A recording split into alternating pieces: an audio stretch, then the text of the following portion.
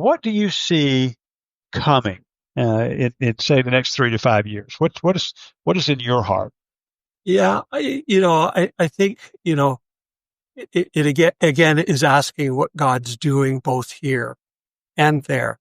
But I do believe that we're still in the early adopter phase. If you're familiar with that chart, right? Like, like where there's innovation and then early adopter and then early majority. I think in a lot of cases, we're still in that early adopter phase. So there's a lot of work that needs to get done there. And while we are busy, that we've been involved in it for a while, we might want to be thinking, so what else can we be doing? And that's always a good thing to do.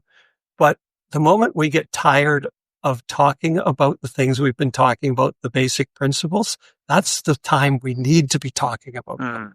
Because there are other people like us who are just getting involved.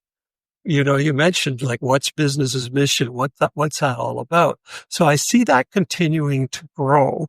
But and as you say, it's like a movement. How do we take it to that next level?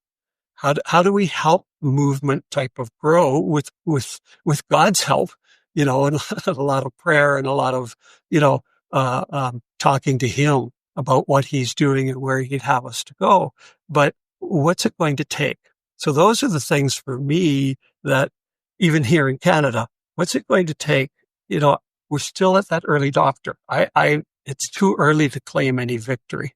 There's lots of work that still can be done.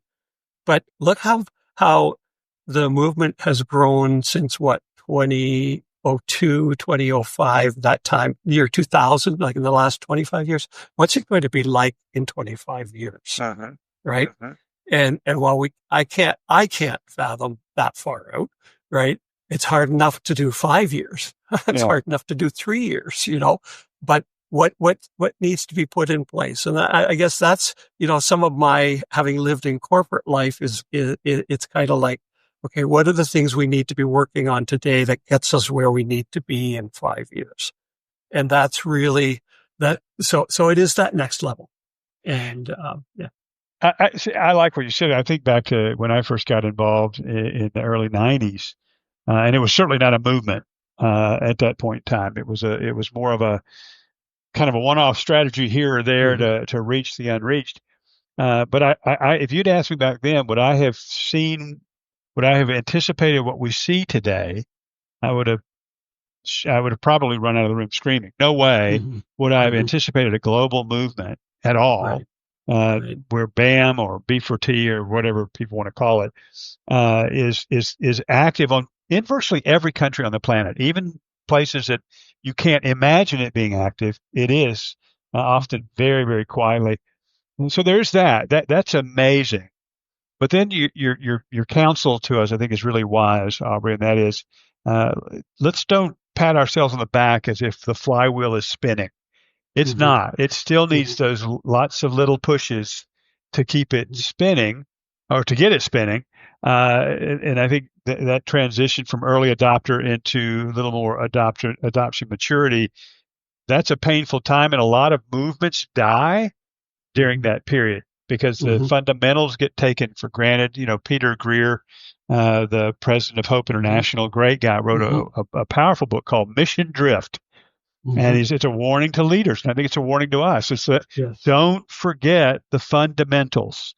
Sometimes I think, we think we know so much that we're ready for the advanced stuff. It's like in the scriptures, there's not a lot of advanced stuff. It's, if you read particularly like Peter, and Paul says the same thing. Paul said this way, says, it is no trouble for me to remind you of the things that you need to be reminded of.